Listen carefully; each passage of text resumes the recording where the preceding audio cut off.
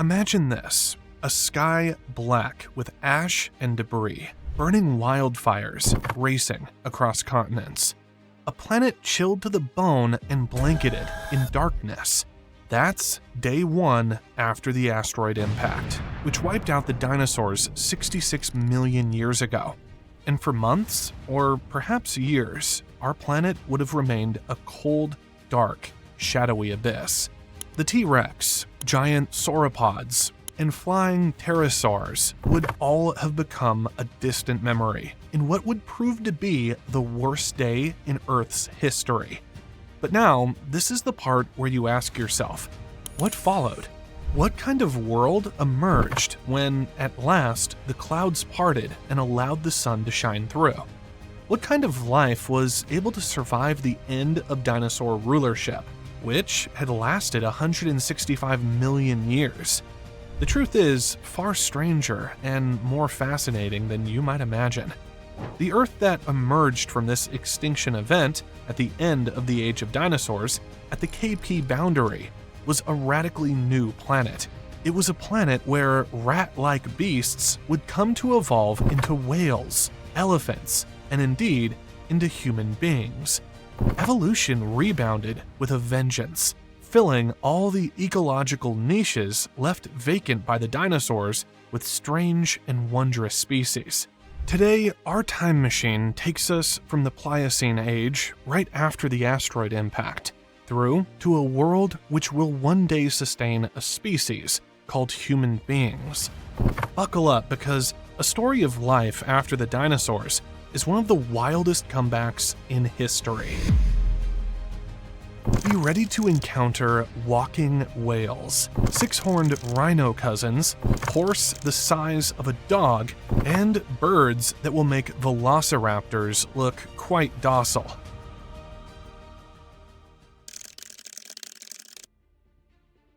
Let's begin with the immediate aftermath, because it's important to understand just how bad a situation existed before a recovery took place.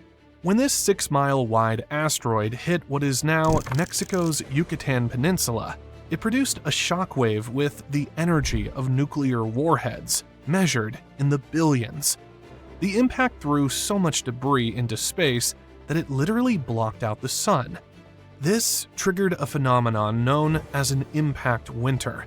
Think of a nuclear winter, but make it worse. The temperatures were lowered by as much as 50 degrees. There was no sun, which meant no photosynthesis. Plants died. The herbivores died because they had no food. The carnivores, who relied on the herbivores, died because they had nothing to eat. The whole food chain exited with a bang. However, this disaster did not end there. The collision produced sufficient heat to set vegetation on fire on an entire continent. The crash occurred in a sulfur-rich area, which produced sulfuric acid in the atmosphere, leading to rain falling on Earth. The oceans became highly acidic, resulting in destruction of aquatic life. 75% of all species on Earth died out. The non-avian dinosaurs became extinct. The sea reptiles, such as mosasaurs, died out. Pterosaurs dropped from the skies. However, and this is a very important point, life did not become extinct. What did survive this disaster on Earth? There were some common traits among the survivors. First, they were all small. A mouse-sized mammal will require substantially less food than a dinosaur. Second, they were all burrowers. In a burrow, you don't have to worry about the shockwave of heat, the cold, or food sources reliant on sunlight. Third, they were all generalists with an opportunistic diet. They were animals that can eat just about everything. Small mammals, such as rodents in burrows, live on whatever they could forage. Birds, perhaps, because they were able to migrate in search of food, lived despite being unable to forage because of their small size. Crocodiles and turtles lived because they did not need to eat much, given their slow metabolisms. Some plant species lived in seed and spore form, hoping for better times to come. fossils from the early Paleocene epoch reveal a planet in repair mode. The first type of vegetation to recover were ferns, which always have a short recovery time after a disaster because of the hardness of their spores. Then, in thousands of years, forests began to regrow. Then, in a span of 1,000,000 years, which is a very short time in terms of geology, life not only existed, but thrived. The stage was now set for one of the most dramatic episodes of evolution in Earth's history. The Paleocene epoch spanned from 66 to 56 million years ago, and this marked a time of new starts. The dinosaurs had become extinct, and this marked a point where it seemed like the universe had pressed a reset button in respect to Earth's ecological systems. The Earth's geography was different from how it is today, with the continents still moving into place, and climatic conditions being warmer and more humid compared to those prevailing today. Tropical and subtropical forests covered a large part of the Earth, extending up to where you'd find tundra now. There were no ice caps on either pole. Earth had a greenhouse climate, being warm and moist, ideal for life to diversely flourish. But this is the really interesting part. The mammals that inherited this planet did not have much going for them at first. The first few million years after the extinction event, most mammals were small. The largest were no bigger than a medium-sized dog, perhaps weighing 10 kilograms at most. They were still tentatively getting used to this new planet they found themselves in, hadn't yet come into their own. Let's speak of some specific animals. Purgatorius, one of the earliest primates, existed during the Paleocene epoch. This small, shrew-like creature lived in trees and survived on a diet of insects and fruits. It weighed perhaps 2 ounces. Considering this creature's appearance, it's hard to believe that this is, in fact, our ancient relative, from which a whole lineage of monkeys, apes, and humans evolved. Next, there existed Arctocyon, a sheep-sized mammal which had a resemblance to a bear and a dog. Actually, it was one of the larger mammals during this time, and it is suggested that it had an omnivorous diet, feeding on both plant and animal matter. Of course, these early mammals were still learning their way in this new life form. However, it wasn't just mammals that were diversifying. Birds, the last surviving dinosaurs, were starting to fill different ecological niches, with pterosaurs no longer competing with them in the skies and giant predatory dinosaurs not present in their environments. Birds were able to diversify in different ways. Some remained small and agile, but some began to evolve into larger species. Eventually, this led to the emergence of giant flightless predatory birds. Insects were a vital part of these new environments. They pollinated flowering plants, decomposed dead organic materials, and were in turn a food source for a plethora of other animals. The symbiotic relationship between flowering plants and pollinating insects truly flourished during the Paleocene epoch. The Paleocene epoch saw phases of experimentation and recovery. Life on Earth was trying out new forms, new styles, and new ways of living in a planet which had been radically changed. And the best was yet to come. While the Paleocene epoch represents a time of recovery, the Eocene epoch, which spanned from 56 to 34 million years ago, represents a time of experimentation on steroids. The Eocene epoch wins the prize for some of the most strange and wonderful mammals that have ever lived. The Earth during this time was in pure greenhouse mode. The planet had gotten so warm that crocodiles existed in the Arctic Circle, and palm trees grew in Alaska. Antarctica had forests, not ice. Without our present ice caps, the climate was not only warm, but very stable too. A warm and stable climate formed an evolutionary playing field, which mammals exploited to the fullest. Now, this is when mammals began to grow large and weird. Take Ambulocetus, or walking whale, for example. While Ambulocetus resembled a furry crocodile with the length and fins of a sea lion, it lived both in water and on land.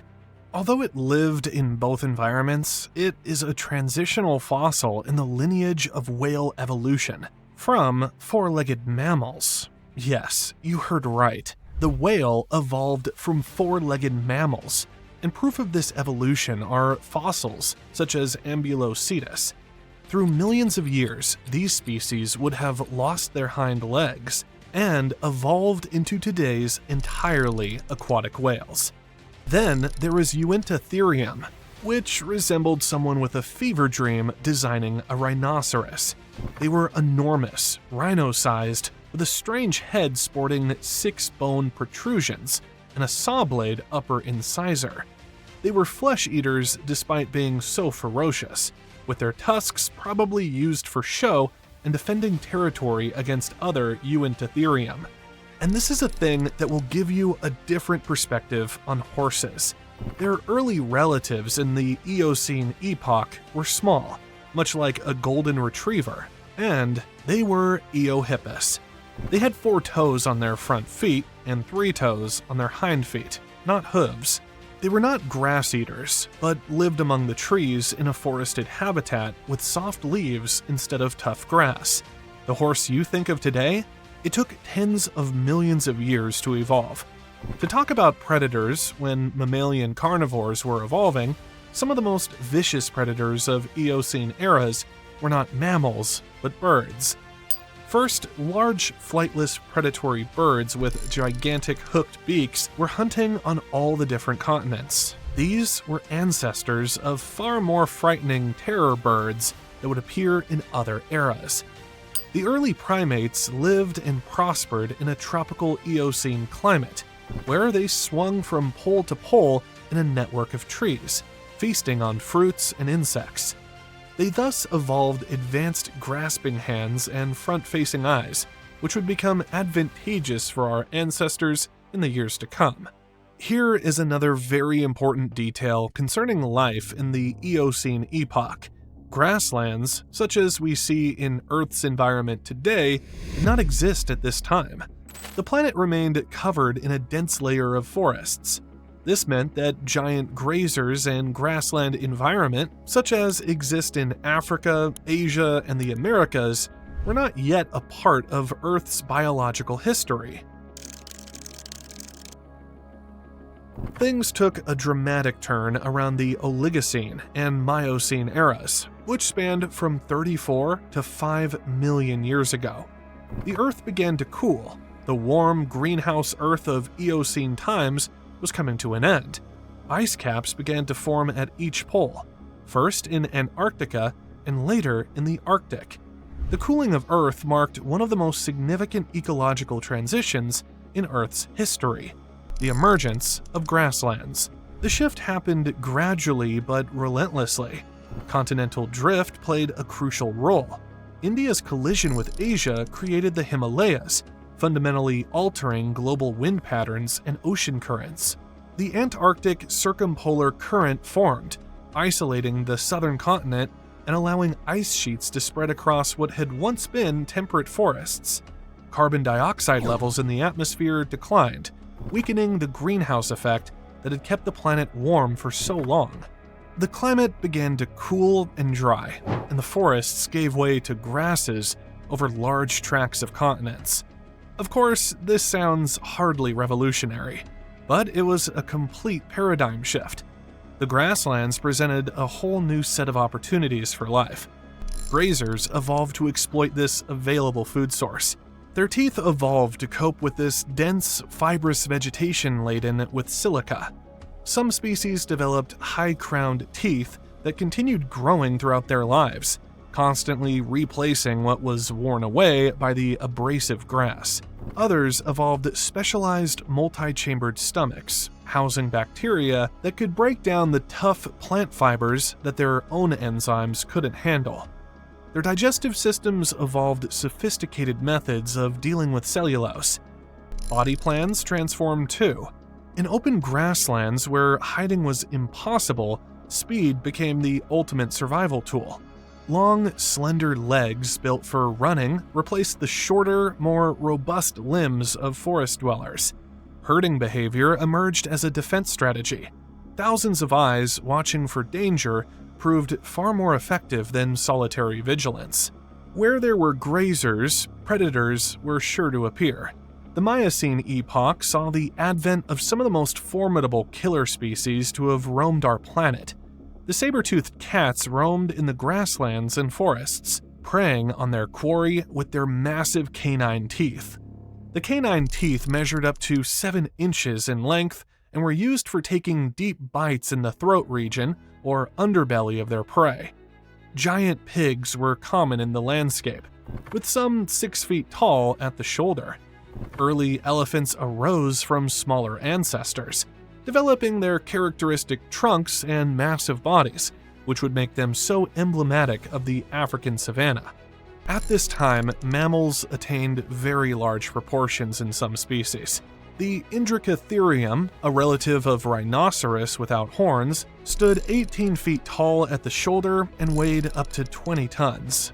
Other large species, including giant ground sloths in South America, which were comparable in size to elephants. To talk about South America, this continent remained cut off during this time. An isolation formed a testing ground for new mammalian evolution. Weird animals such as the massive armored Glyptodon, pictured, which resembled an armored armadillo the size of a car, evolved in seclusion from the other mammals of this planet. In Africa, the Miocene age marked the appearance of the great apes. Our lineage began to branch out as different species of apes lived different ways. Some lived in the trees, some lived on the ground, and a third type took steps towards using 2 legs, a momentous move which would one day produce us. The Earth was becoming more and more recognizable. Grasslands, herds of grazers, large predators preying on them, and forests with primates, the makeup of the present-day Earth was in place. Why then were mammals successful when dinosaurs had ruled for so long? That is a question to think about. Of course, part of the answer is simple opportunism. The dinosaurs were wiped out, and mammals were ready to fill the niche. However, it can be seen that mammals had a number of advantages. Their fur and warm-blooded physiology allowed mammals to remain active over a broader temperature range. When the planet cooled in the Eocene epoch, mammals were better adapted to this environment than cold-blooded reptiles were. Mammals nursed their babies with milk, protected them, and taught them. A mammal mother loves her babies and boosts their survival chances by nurturing them. Their intelligence and behavioral flexibility were also important. Their large brains enabled them to have complex behaviors, learn, and respond to different situations. They were able to discover new food sources, hunting methods, and predator evasion methods. What is astonishing is how rapidly, in terms of geology, mammals diversified into these niches, which were hitherto occupied by dinosaurs. Just 15% of the time, dinosaurs were on top, and in a span of 10 million years, mammals had evolved herbivores, carnivores, omnivores, speed-adapted animals, power catchers, arboreal animals, burrowers, and ocean-going species. Such rapid evolution allowed all subsequent events to follow, including the appearance of hominids in Africa during late Miocene and Pliocene epochs. The mammals not only survived, but took advantage of the situation presented by the asteroid and constructed a new world. That was the end of the video. If you feel interested, do not forget to like and subscribe for more content like this. See you in the next one.